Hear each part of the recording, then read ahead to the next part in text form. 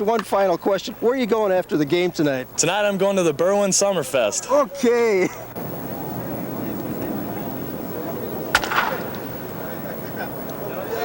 Ron, one more final question before you go into your hitters meeting. Where are you going after the game tonight? I'm going to Berwyn Summer Fair. All right. Come out and see us. Fantastic. Let me ask you a final question here. Where are you going after the game tonight? Berwyn Summer Fair. All right. You're the fifth one.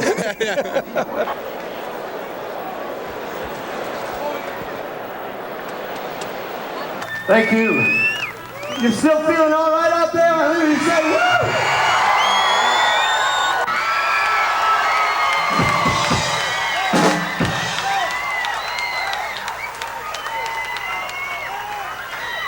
We want to thank you for putting us in the driver's seat today. We hope you had a good ride, and this is the vehicle that got us here today.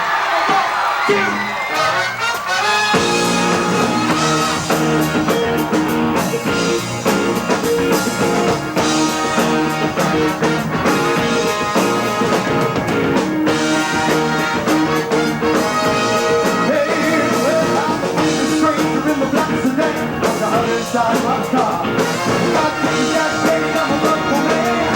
Take it to the nearest star. I don't feel no baby. I think I take away from my road. I don't feel no woman. When I'm sure you know that I love you, I need you. I want you to have a shot. Great God in heaven, you know I'm wrong.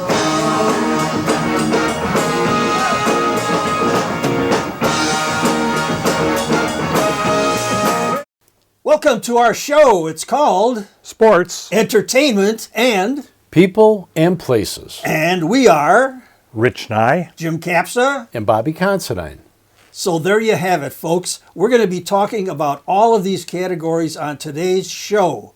And I think the first thing we're going to do, because Rich and Bob, who are very good friends of mine and have been for many years, don't like to talk about themselves very much, but I'm going to lead them into it anyway. Rich Nye, of course, was a Major League Baseball pitcher for 5 years, and he spent most of his time with the Chicago Cubs. He was a rookie in 1967, and he won 13 games that year to set a Cubs rookie record for pitchers, which was later tied by Kerry Wood. And you have a couple of other nice distinctions. You have been a veterinarian for just about, I won't say how many years, most of your adult life. So tell us a little bit about that. Plus, you've got some things that you've done in your woodworking shop, which I find really interesting. Well, thank you, Jim. Yes, I've been a veterinarian for 45 years now. I went to the University of Illinois in 1976. And when I graduated, I took a job with a practice up in Niles that had a special interest in birds at the time. And I was fascinated by this. And as my career has progressed, I have actually been doing exotic pets only for the last 30 years. And those exotic pets are pet birds, reptiles, small mammals like guinea pigs and ferrets and rabbits, lots of rabbits. So that's what I've been doing for 45 years. But, you know, it comes a point in your life that says, well, when I retire, what am I going to do? I'm going to stop working my 60 to 80 hours a week, and I don't want to just sit in front of the TV and play with the remote control. So I got introduced to wood turning. I had some exposure when I was in high school, and had exposure again about 15 years ago. So I've been turning wood. That means I use a lathe and we embellish the pieces we make. Lots of practical things like salad bowls and platters and plates. But I got into the wood art part, and so I've started making boxes and things that don't have any particular use at all, but they're pretty to look at. I like them. We're going to see a few in a couple of minutes, but I want to get Bob Considine involved here because, as I hinted to the viewers out there in the audience, you were a fireman for most of your adult life. That's correct. In addition to that, you have quite a athletic background, let's put it that way, through high school and college, but you never turned pro as far as I know. Maybe I'm wrong about that. Well, I started off like Rich, playing college baseball and football, actually. Ended up getting offered a contract with the Chicago White Sox and finished up at college instead and went on the fire department, had a great 30-plus year career.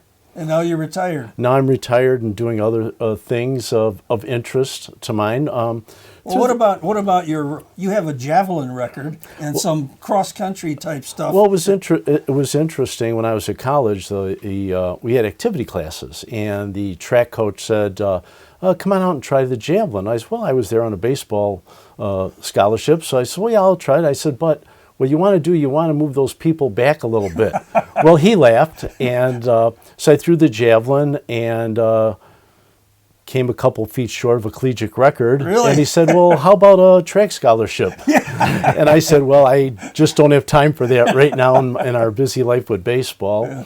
And then later on, when I got on the fire department, we have a worldwide competition with police and firefighters. So I said, "Well, I'm going to go to San Diego, and I'm going to do the triathlon." I did that, and I finished about in the middle of the pack with that. Not being a baseball player, swimming and biking and running wasn't exactly my favorite thing. Yeah. So I went out and threw the javelin, practiced with an old javelin that we had from the college, and went out and I was very lucky to take a bronze medal in the javelin in the police and fire games, which was kind of fun. It was great meeting people from Australia, and the javelin thrower that won the gold medal was from Canada. How about that? And he was just fantastic. Yeah. And Bob hasn't mentioned one other thing that he's been involved in recently, and that is quote unquote acting or taking part in film and television productions. I know you've been involved at CineSpace in Chicago on the 3 major shows that are being videotaped there. Tell us a little bit about that before we go into your photos. Oh, sure. CineSpace is a very interesting area here in Chicago. They brought Hollywood to our Chicago area. Beautiful, beautiful studios that have Chicago Fire has a fire station actually inside with a bar. The show Empire was filmed there with a beautiful hall and soundstage, and Chicago Med and Chicago PD are also filmed there. And you took part in a lot of those shows, I did. I was very fortunate to get a part on Chicago PD for the opening scene, actually as a fire chief. Really? So I don't know how much acting it really was, but they gave me a role on Chicago Fire, and then you get to work the 3 shows. Yeah. So it's exciting. And of course, none of us mentioned the fact that all 3 of us, I don't know if we actually met in senior baseball, but I remember that we all played senior baseball. I played till I was 65 years old. We're not talking about softball fans. We're talking about hardball. And I could speak for Rich and for Bob and myself. Going to the Senior Baseball World Series in Phoenix, Arizona, Phoenix and Tucson and other surrounding suburbs, each year at the end of October, the beginning of November, where over 300 senior baseball teams come and play baseball in baseball heaven on all the major league spring training sites. And Rich, I have one play in mind that's not going to mean anything to the folks out there, but it means a lot to me. You were pitching in one of our games, and somebody hit a ground ball up the middle. I was playing second base. I dove and caught that ball, and everything. I got a standing ovation. Nobody could believe that I caught that ball and threw the runner out at first. Do you remember that? No, he's going to say no. I do remember that only one play you caught that ball. Right? Yeah, I caught a few more. By the way, you were a very good ball player in your own right, and he managed and coached and played with a few championship teams also. So thank you, Jim. Thank you, Jim, for that. But we're gonna take a look at some of the little. I won't say little. Some of them are small. Some of them are a little larger wood turning projects of Rich and I. And we're going to take a look at some of what Bob used to use in his being a firefighter, and also some photographs from both of them. But I just want to mention that if you're wondering who I am sitting among these two all-stars and almost like Hall of Famers for senior athletes, I was the host of the Pro Sport Report for 36 years on cable television. Plus, I, from time to time, do other things like we did this album with the Chicago White Sox in 1981, Inside Baseball with the Chicago White Sox. And that was the first year that Jerry Reinsdorf and Eddie Einhorn and their group bought the Chicago White Sox, and it was the last year of Harry Carey announcing the White Sox games. So at the end of the show, I'll tell you how you can obtain something like this, plus what Rich has. And I don't know if Bob has anything for sale here, but I know Rich does. And the other things that I produced were things like, here's a DVD of The Scout, a 1-hour documentary made with the franchise agreement of Major League Baseball. It's about the scouting business of Major League Baseball. This is called Inside Baseball, and it's about the inside of baseball. What else can I say? And this is another project, another 1-hour documentary I produced, 5 days of the festival. So there you have the things that I've done. And now let's see, Rich, show us some of your favorite wood turning projects. Well, let's start with my first object was a ball. So this is a baseball. The stitches have been wood burned in to try and replicate the baseball, and they give you an idea. Making spheres is a really kind of fun thing to learn. It's one of the first things you learn for tool control. And realize this is all spinning very quickly on the lathe, so you need to make it round. And I just happened to get this, went to a show and got someone called Denny McLean to sign this particular ball. And I have to tell the viewers out there, and I told you and Bob when you showed that to me before the show, that Denny McLean is the answer to a trivia question that even big experts in trivia in sports, especially in baseball, don't know that Denny McLean is the answer. He is the only major league player who ever won the Cy Young Award and the Most Valuable Player Award in the same year when he was at the Detroit Tigers. But I didn't mean to interrupt you. Go ahead. Very impressive. So being an exotic animal veterinarian, there are times when that person loses their beloved pet. And so I have fashioned a little hollow form with a threaded lid that you can put your beloved's ashes in there. So it's a little pet urn, okay? And for those people who have relatives, friends, loved ones a little bit larger, here's an urn of human size, okay? And this is hollow, all turned, and got kind of a fancy bottom. It just sits on that pedestal. Again, some things are practical. This is a little box that you can put things in. Pretty wood. So Rich, excuse me, but you opened a facility out there in Batavia, and Yes. you actually do the work out there in the facility? No, it is called the Fox Valley Gallery of Wood, and it's in the little boardwalk shops of Batavia, and they're open on Fridays, Saturdays, and Sundays for a season. So the season for these shops is Memorial Day until about the third week in December. So I'm out there every fourth weekend. I've got 3 partners, so we rotate duties in the shop, but we all bring made products into the shop of all different things. We've got lots and lots of different types of bowls and cutting boards and charcuterie boards, and then artistic pieces. This is another one that's kind of pretty. It's a big piece of walnut burl, and it's hollow. And all the shavings had to come out of that hole as it's turned on the lathe. And so you get an idea to make a form that is pleasing to the eye, and then it feels good when you pick it up. A thing could be for kids. This is a little spinning top. Go ahead and spin that baby. And it was made into a little box. Beautiful. So you could put a ring in there if you were just wanting to sit this on your dresser. I use a lathe that is an ornamental lathe, which can cut patterns like this. And it actually cuts the 6-sided piece and decorates it. Pretty fancy stuff. And then from a practical point of view, I can make pens with wood.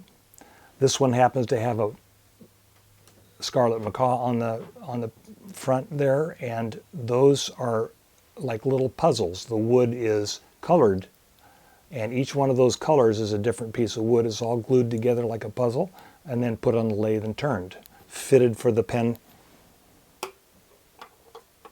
And this one was one of the pens. It's made out of nickel silver, and it's got a very fancy pattern to it, and the pattern is done on an ornamental lathe again. And the ornamental lathe is something that's been around since the 1600s, and it was just royalty that was able to use it, and it was done, foot pedal was moving the wheel around as it did it. And they make things that are like rosettes, so that's where a pattern like the pattern you're seeing here, you could do the same thing. And then we can make little boxes that are actually threaded and useful. Okay? And that was just made out of a branch, so the center of the branch is here and there. And you can see the rings, so this is really dense wood. And that's all. Well, I got One more? I do have one more, and then we'll be done. I've just got into making shapes, and this is Beautiful. an egg. It's solid. Beautiful. It's made out of cherry burl. It is quite heavy. It is. So It when weighs you pick about it 5 up, pounds. absolutely, and No. when you pick it up, Now, the burl on a tree is that little gall that sticks out of the that's tree, right. correct? It looks like a wart. Looks like a wart on a tree. And some of them This is are beautiful. huge, and some of them grow in the roots, and some of them grow on the sides, some on the branches. And people believe that part of the tree is a diseased part, and the grain, instead of following the grain of the wood, which would be like a straight grain, it goes every which way, which makes it really attractive because beautiful. it's just so unusual, and no two pieces are alike. Now, each wood has its individual characteristics. What's For your sure. favorite wood to work with? Probably cherry burl. I Okay. like burls just because they're so unique in Okay. their makeup. Makes sense. Makes perfect sense. It's beautiful. Very nice. Thank you. And you folks in the viewing audience, we're going to get back to Bob Considine, and Rich and Bob both have some photographs that I find very interesting about their athletic careers. But in the open of our show, you saw a little bit of the Ides of March. And now we're going to have an interview that was done last year with the current Ides of March, because that little 30-second clip that you saw at the beginning of the show was made in 1990, almost 31 years ago.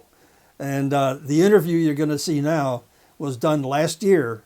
I think you're going to find this interesting. And after that, we're going to follow up with short clips from 3 bands that were popular in the 90s. And that would be Rare Earth, Grassroots, and the Marshall Tucker Band. Take it away. Did you ever think it would last this long and still lasting into the future here? Nobody thought it would last this long. This is beyond our fantasies come true. To be able to play for 55 years together and be friends all this time, it's just, it's unreal. It's nothing's ever been like this. Well, getting back to Mr. Peterick here, some of you out there in the viewing audience may remember a song called Vehicle, which went to #1 for this group, the Ides of March. And there's another very well-known song, which was in a film called Rocky III, and it's called Eye of the Tiger, and this is the guy that co-wrote it, right? Correct, Jim. 1982, when Sylvester Stallone left an answering machine message on my machine, he goes, "Hey, yo, Jim, give me a call. Give me a call. It's Sylvester Stallone." Well, I thought someone was putting me on. I thought it was Jim Kapsa punking me, but it turned out it was really him, and I had the opportunity of co-writing this song for Rocky 3, and it's still around in the year 2020. It's pretty amazing. You know, I've told that story probably a couple hundred times, and nobody will believe me that you actually hung up on Sylvester Stallone. He hung up on Rocky. It happens.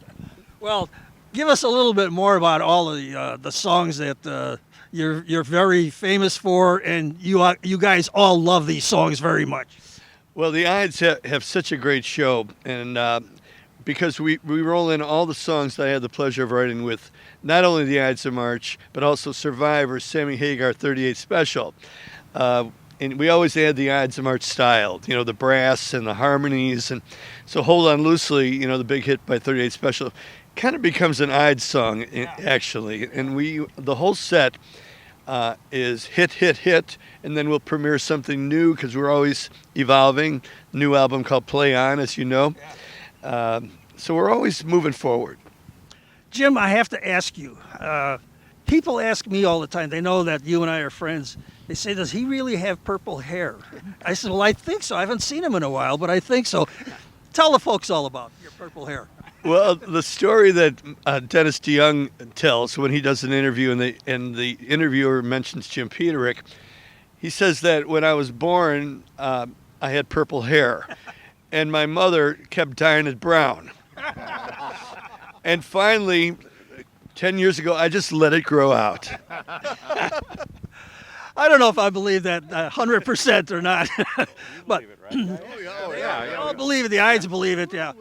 Well, we mentioned and we sort of glossed over the fact that we're doing this interview for the 30-year anniversary of Berwyn's Summer Fair 1990, which was one of the most successful events of the summer in the entire Midwest, not just in the Chicago area. And we're actually sitting in almost the same spot as we did the interview in 1990. And Jim, I have to mention one more thing. I happen to be 100% Czech, and I think you have Czech roots as well, right? Yes, underneath the purple hair, I have Czech roots. But yes, I'm 100% Czech, and my grandfather was born near Prague, Český Krumlov, that area there.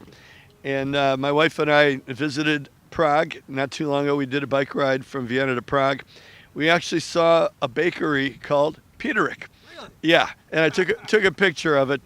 Well, I think that you had brought your guitar for a reason, right? What do you have in mind? Well, we thought we'd bring back a little of 1990 when we played just a few blocks over that way, and we attracted 30,000 people. And I'll tell you, we had prepared for that show. That was supposed to be a one-off show. Yeah. You know, when we got that call, do you want to play Berwyn's Summer Fair? It's going to be a big deal. And we said, sure. And we hadn't played really much at all for a while. And so, you know, we set up the phonograph, and we were learning our own songs from the records. And for 3 months, we practiced for that day. And you know what? The people went crazy, and it was such a success that we never looked back. We just kept booking more shows. But this song always stands out, and it's one of our most requested songs, and we'd like to do it for you, Jim, dedicated to Jim Kapsa and everyone in Berwyn and all the film crew and Fabian. This is LA Goodbye.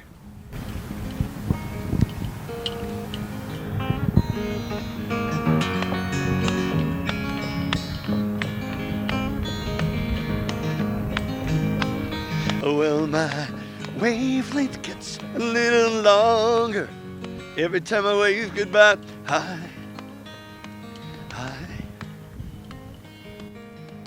Sentimental breakdown. You know I break down a lot. Hi, hi.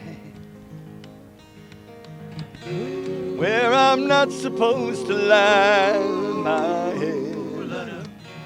Always see my softest pillow.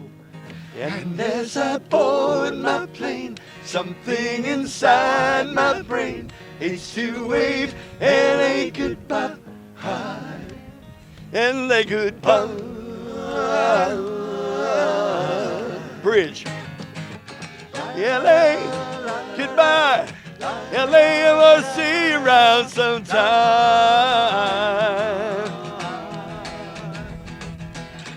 LA, goodbye. LA, I want to be around sometime. LA, goodbye.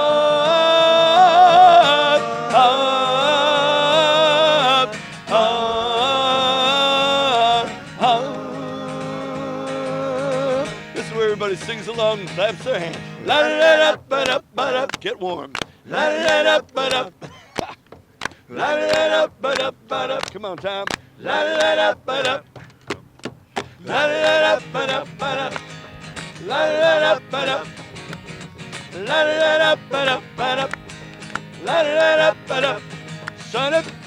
Sunset Strip, and I feel trip over to your hideaway. Hey, hey.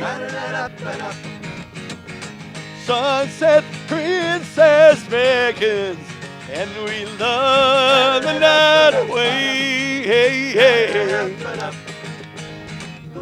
And now I feel like years away from the west side of Chicago. And as I board my plane, something inside my brain hates to wave LA goodbye. LA goodbye. Come on, LA goodbye. LA, I'm gonna see you around now. LA goodbye. Can't see the tear in my eye now. LA, I'm a coming home. Hello, Berwyn. LA, goodbye. LA, goodbye. LA, goodbye.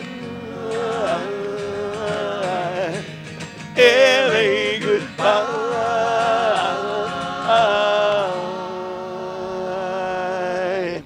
Hey!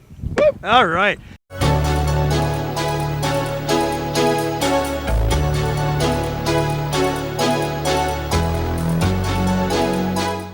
From Detroit, internationally recognized recording artist, please welcome and give a warm Berwyn welcome to Rare Earth.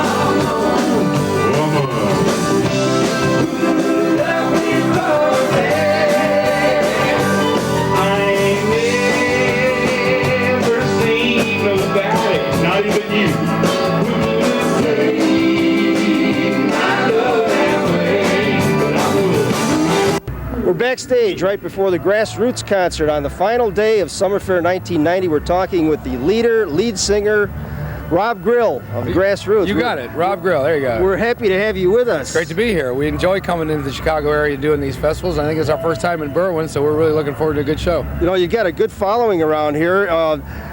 Quickly rattle off for us some of your big hits from way back. From way back, well, let's see. There's Live for Today, Midnight Confessions, Temptation Eyes, Sooner or Later. Oh, I could go on and on all night, but you know, I don't want to blow the whole show. But now, this is part of a national tour for you, yeah, is it? Yeah. Okay. In fact, the next weekend we have off is at the end of October, so we're well, that's great. We're booked solid. Okay. What do you think of Summer Fair so far? Have you gotten to see any of it? I tell you what, there's a lot of great people out there and a lot of great food, and everybody's sitting in the seats ready for the show, so that gets me going. I'm up for it. I'm ready to go. All right. Well, we're looking forward to a great performance by the Grassroots as a nice climax to Summer Fair 1990. Rob Grill, thanks a lot for being with us. Thanks for having us. We're really glad to be here. And we love you too. Every night you when I'm going there makes me understand. There's another thing on you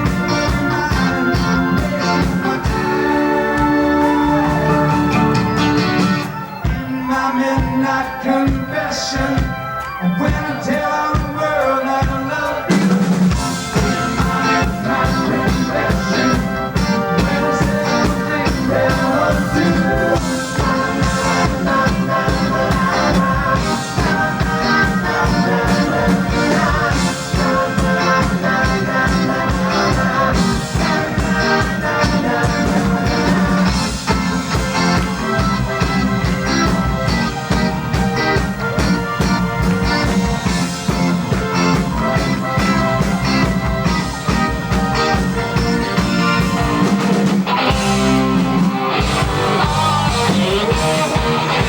But when you always could throw a party, thank you.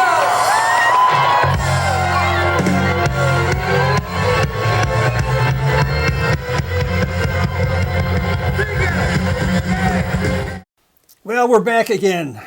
Rich, Jim, and Bob. And before we went away to watch the entertainment for today, we were talking during the time the videotape was on while you folks were getting entertained by some really good, entertaining people that we all know, especially the Ides of March, who they started at Morton West High School. Morton West in High Berwyn. School in Jim Peterick's garage, actually, and Right, it was like 3 blocks away from the high school. exactly. And Jim Peterick actually, when we were younger, we all grew up together within the same block. Jim was actually a good baseball player. Really? When he was a young That man. I didn't know. Yes, Yeah, yes, loved baseball, and he chose the avenue of music, Yeah. which was probably a good choice. All right, now we're back to Rich and Bob, and we want to see some of their photographs. Yeah, I want you to show the people your helmet from when you were a Berwyn fireman. And Jim has to bring a prop, and I figure, well, this is probably a good one to go. A little bit heavier than a baseball helmet. Yeah. And it's got a basic helmet for today. It's got the ear flaps to protect us, and we generally, when you go in to fight a fire, you put a Nomex hood on to protect you from flames. Eye protection as always, and this is just a part I wanted to bring and show you guys. very good. That I Can you get wore a close up of that? I wore in my last days as Lieutenant. a firefighter. Very as good. As an officer. Rich, I don't know if you want to see how heavy that is. Oh, my goodness. So that's the Yeah, you firefighters have to carry around so much weight. How much weight do you actually carry around when you're fighting a fire? You know, it's always up for discussion. First of all, you have to put on your helmet, then your fire coat, then your air tank. You have bunker pants that pull up with heavy rubber boots or leather boots, depending. And then you have to carry ladders and pull hose and all that. So generally, I would say honestly, it's probably 50 to 60 extra pounds that you're toting around, not including the rescue axe or the rescue jaws of life that you see on TV. That we cut people out of cars and Normally when throw up people think ladders. about the firemen protecting us along with the police force in every city and suburb, every village, you don't think about the accessories that go into that job. And a firefighter carrying around 100 pounds of other things that he has to use in fighting a fire. Also, Bob is an expert in the outdoor life and educational opportunities. You said outdoor education. Yeah. Tell the viewers about that. After I got on the fire department, I started doing a lot of outdoor education, which I've always loved the outdoors anyway. Connected with Dave Canterbury from Discovery Channel, and we started teaching some classes. He had me come to a school, and it's a gathering of outdoor people. And we also got to work with a couple people from Discovery Channel on the TV show called Alone and Naked and Afraid, and got them ready to go off on their venture. Interesting. Yeah, it was very interesting. I just want to regress back to one thing. It was interesting for me, and I know Rich can experience the same thing. Rich going into medicine, coming from an athletic background, being the college baseball player, at 20 years old, going on the fire department, going through the med system, and then getting put out on the ambulance was a very rude awakening for a young athlete. Yeah, I guess. Well, one day you're pitching at LSU, Yeah. and a couple months later you're delivering babies and patching up gunshot wounds. And so you It's can not see funny, but it's chuckle. it's a real eye-opening experience for yeah. a young man. Rich, do you have any eye-opening experiences from your playing days with the Cubs? I know you said that a fellow by the name of Don Young was your roommate at one time, and there was a very famous incident that Ron Santo didn't care for Don Young making an error at a certain point in the playoffs. Exactly. We were in New York, and on two well-hit balls, one well-hit ball that was off the left center field fence, that Don jumped up, the ball hit in his glove, the glove hit against the fence, and the ball popped out. That was one that was called an error, and then... Which should have been a hit. That's what they call them today. And then the subsequent batter hit one, a Texas leaguer, over the shortstop's head, and Young had taken a few steps back because the last ball was hit up against the wall, right? So now he's sprinting to try and catch the ball that's dropping into the center field, dives, and as he dives, his glove's on the ground, the ball hits in his glove and pops out. So two successive plays, that frosted... Ron Santo was known for his temper. And DeRocher, and they both popped off, and the press was available to write what they heard, literally. And it didn't set well with Don. Don was a very sensitive young man. He spent 1 year in the big leagues, and that was 1969 with the Cubs. I was just going to say that happened to be during the pennant chase of 1969, right, when the Cubs and all their fans thought the Cubs were going to the World Series, and they wound up coming in second place to the New York Mets. And it seems to me at that particular point in the standings, we were 8.5 games ahead of the Mets. We ended up losing that game, and I think a subsequent game, and that was with 6 weeks left in the season. When the season was over, we were 8.5 games behind the Mets. Yeah. They played something like 850 baseball, and we played 500 baseball. That was an amazing story. I don't even know why I brought that up. No, it's a very interesting point. I've talked to a few of your ex-teammates from that particular great year, by the way, and everybody has a little bit different view of the turning point of that season. I talked to one, it was a play at the plate, it was a drop ball, it was a kicked I think that was also in New York. The play with Hundley. With Randy Hundley. Yeah. Absolutely. Hundley blew his top at the umpire. Well, he saw it as he had him out, and the umpire called him safe. And no replays in those days. Well, no. And today we have 2-3 replays. It goes to New York or L.A. to be reviewed. In those days, it was the umpire. His word was golden. Personally, I think the replays are taken a little bit out of the game. Some of them go for 5 or 6 minutes. Well, they do. They want to get it right. It ruins the momentum. Right. So, Rich? What do you? I mean, thank you for a great year that you had. What do you think was the kind of turning point from your view, from the bullpen, from warming up, on that tremendous season? Well, if I were to say how I viewed the season and how I've criticized anything about it, it was the way Leo DeRocher managed the team. And, you know, you've got 25 players, and 25 players need to be they need to feel like they're part of a team, like each one is going to contribute something to the end product. And for 2/3 of the season to 3/4 of the season, he played his little nucleus of players every single game. Yeah. And Wore 'em out. So we that were sitting on the fringe, I was getting splinters in my rear end from sitting on the bench. Yeah. And I would go 2 weeks without even picking up a ball to throw in a game. And then because he's running out of people, he'd call me in and maybe I'd do good. And one particular time I came in and finished up a game for Bill Hands in Atlanta, did a great job, pitched 6 2/3 innings in relief, something like that. We lost the game, but I still did a very respectable job.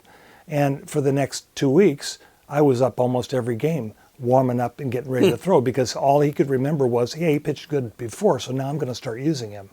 And, you know, you had to do that. You have to build that confidence in every one of the players, and you have to use all 25. And if you look at what Gil Hodges did that particular year, he used 25 players, tremendously successful, and he just stayed with that rotation and kept putting people in and kept pinch hitting when he needed to. And maybe he did sort of looking at the psychology of managing, as opposed to Leo didn't do that. He went from his gut, and he made decisions. I feel like this is the one I need to do. I need to make this decision, whatever. And I just think he tired out the main staff. We had 5 Hall of Famers on the team, including himself. That's so I mean, how do you not win with that kind of? Yeah. It was a great team. You had a great season. Talking about Hall of Famers, we have a big surprise for you viewers out in the viewing audience, and we're going to take a little time right now to see an interview that I did with one of the top third basemen in the history of baseball, Hall of Famer Brooks Robinson. Take it away. A friend of mine asked me, he said, if you get to talk to Brooks Robinson, ask him how he made all those diving catches. Did he have glue in his glove? It's a sense of timing you have to have. I mean, you can work at it and make some improvements on things you don't do, but I've always felt like I had that sense of timing just to be where the ball was, even in basketball as a high school basketball player. And that's kind of a God-given talent more than anything else, that sense of timing to get the jump on the ball. And listen, Boog Powell had more stolen bases than I did, so you know it wasn't my speed, but I had the very quick reactions. I started out as a second baseman, and about 50 games into my first year, when I was 18 years old, they said, hey, in the long run, we think third base is going to be your position. You have great reflexes, great 1, 2, 3 steps like that, and at third base, it's a reflex position. So they made the right move, and I got a little stronger and became a pretty good hitter, so things worked out well. Yeah, they sure did for you, and it worked out well for the Baltimore Orioles too, because Brooks Robinson, nobody can touch him. I get the impression that you would have played for the love of the game. Oh, I tell you. I mean, you're just a baseball player. I never wanted to do anything else. I kind of tagged along after my dad, who was a very good player, a semi-pro player. In fact, in 1938, right here at Soldiers Field, he played for the World's Championship fast pitch softball. Really? And that goes back to 38. So he loved baseball, and that's where I was really. I got my interest in the game, and I never wanted to do anything else. Now, what do you think about the salaries that are being thrown around these days? I mean, are you a little bit slightly envious? Sure. I would have loved to be a bit, but it doesn't bother me. You know, the way I look at it is, hey, if the importance of your job dictated how much you were going to make, then the baseball player would be at the bottom of the heap. But we live in a society where entertainers and athletes are going to make more than anyone else, just a fact of life. And that's what baseball is, it's entertainment. So I don't have any problems with it. I think the owners, when I played the game, the owners ran the game, and now the players are running the game. But that's just the way it is. Everyone's making a lot of money, so I'm happy for them. I got a great pension out of the game of baseball. I played, as I say, I played part of all of 23 years, so I couldn't be happier. I still follow the game. I enjoy it very much. So it's been great. Well, you'd command a $150 million contract I don't know about if that. you were playing. You know, somebody asked Babe Ruth one time, I think it was when he signed his first $100,000 contract, what makes him think he deserves $100,000? The president of the United States doesn't even get. He says, I had a better year than the president. That's right. Right. Well, you had a better year most years than all of the ball players in Major League Baseball, and it's a real honor for us to have you on our show, and I thank you very much, and very much good luck to you in the future. I appreciate that. Thank you very much, Nice being Brooks. with you. But we're doing a special on the Chicago White Sox, but it certainly wouldn't be complete without a member of the opposition, and of course, Kansas City Royals star third baseman is George Brett. George, did you bring didn't tell me this for the White Sox. See you later. Did you bring your bat with you, George? I brought a bat. This isn't my bat. That's my bat's not buried in the bat case, and the bat boy's still trying to find it. Okay, the reason I asked him, I was going to take a look at that bat and I was going to check the pine tar. That whole rigmarole, you're probably tired of talking about it by now, but it's got to bring a smile to your face, doesn't it? Well, with the end results, yes. When the whole commotion was going on, I was a madman. Yeah, I just blanked out. I didn't know what I was doing. For about 20 minutes after that game in New York, I was hyperventilating in the dugout or in the locker room. I was almost fainted. That's how mad I was. And I very seldom get mad at this game because it's a silly game that we play. You know, this is a stupid game. You go out here and you try to have fun and help your team win. And if you don't win, you're trying to analyze why you didn't win and maybe correct it for the next game. But that was just a series of circumstances that I want to forget, and I had forgotten it until you brought it up. Gee, now I got him mad at me. I wish I would have known beforehand, but seriously, the pine tar actually has nothing to do with the flight of the ball. So we're back, and I hope you enjoyed that interview as much as I enjoyed interviewing Brooks Robinson. What a nice guy. And we're in the home stretch of our show right now, and you see we've got some photographs on our table that I insisted that Rich and Bob show us some of their prized photographs from the history of their careers. And I like this one in particular because this is the picture of their championship team of the men's senior baseball World Series. I was in the stands watching them because our team, I was on a different team at that time. I wasn't on this team, and they got the rings to show it. Let's see those rings. Got our world's. Those are beautiful. Got a nice close-up? Stay there, and let them get a good close-up of that. All right, that's good. And it's something to be proud of because, as I said, I think the last year I was there was 2005, if I'm not mistaken, and they had 330 teams from around the world, including Australia and Canada and Europe. So these guys with those rings have something to be proud of. And this photograph we just held up is their team, which was the Cubs team from Chicago. Okay, we'll start with you, Bob, with show us this one first with Babe Ruth. Well, as long as we're on the topic of baseball, I was very fortunate to do a movie and play a part on the New York Yankee team with John Goodman, Kelly McGillis, and Bruce Boxleitner called The Babe. So they brought me on to do some pitching and hitting and help John out with his workouts. And they ended up putting me on the Yankee team, and it was absolutely fantastic. Playing in Wrigley Field in a Yankee uniform. Sorry, Rich, but not a problem. It was one of those things. At least it wasn't a Mets uniform. No, it was a Yankee uniform, so I just had to do it. But so yeah, that was kind of a great time and a great memory for me, for sure.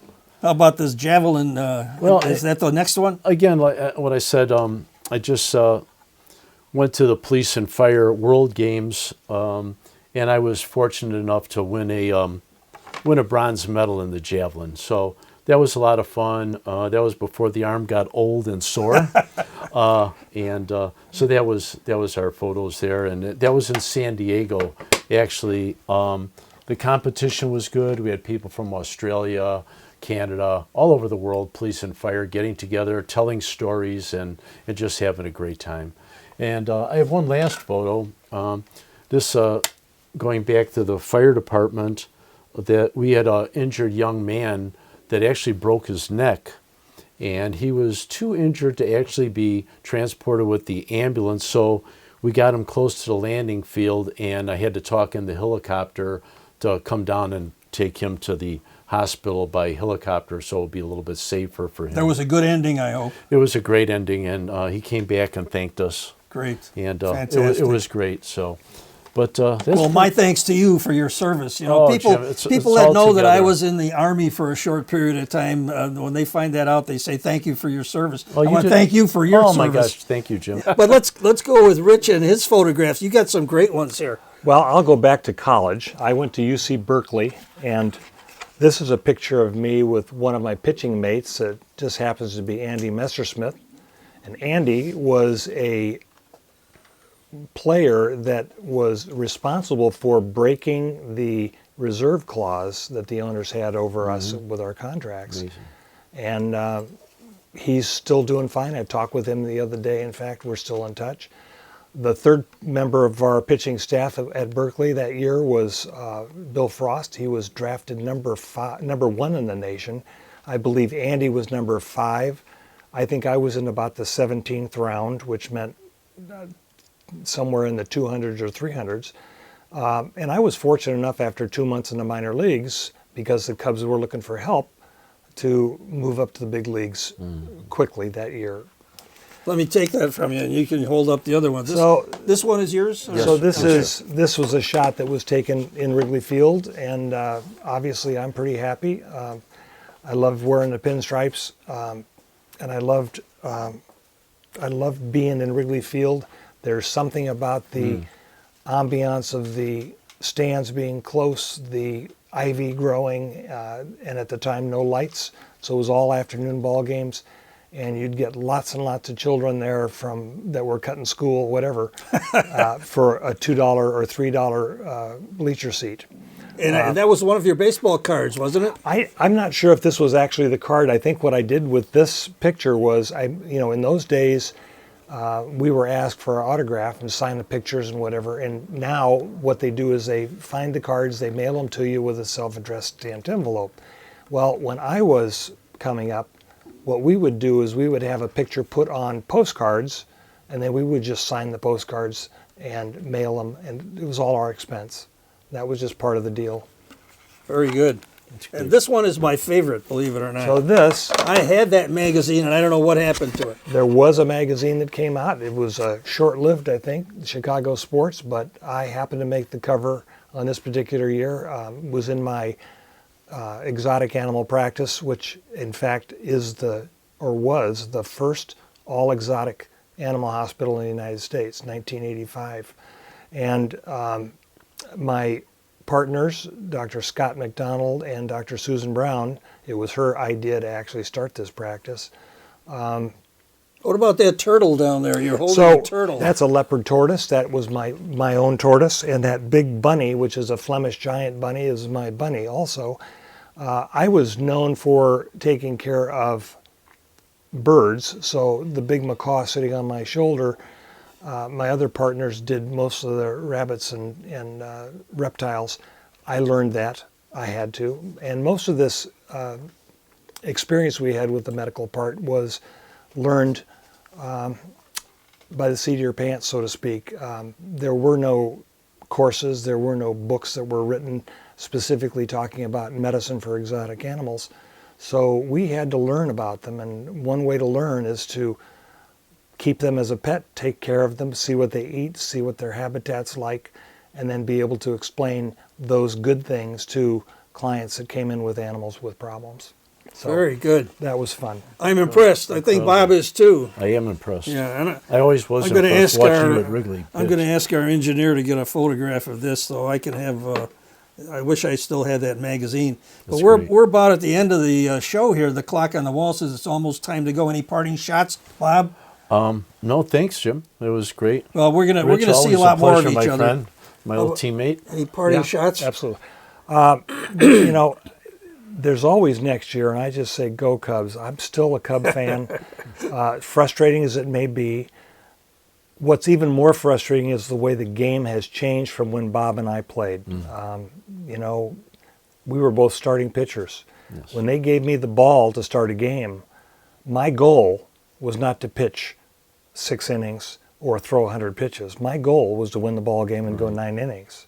And that's right. Nowadays, As Jim mentioned, I won 13 ball games my rookie year. I had a bunch of complete games, had 30 starts that year, I think. The salary was the minimum, and this 1966 or 1967, the minimum was $7,000. Wow. And that's for the whole season, right? So most of us, when we were playing, had jobs to carry us through the rest of the year. Outside of that, I worked as a civil engineer because that was what my original training was at Berkeley. But some of the guys got, Ron Santo got a car dealerships, and they were doing work in selling cars and pizza and whatever else. Well, just to tell you people in the viewing audience, just yesterday, the Chicago Cubs signed a pitcher for 3 years for $71 million. So that's all we have to say about that. And as I said, it's time for us to go. We'll be back to see you again next week. And for Rich and Bob, I'm Jim. See you next week. Have a happy day. Thanks, Jim. Thank you.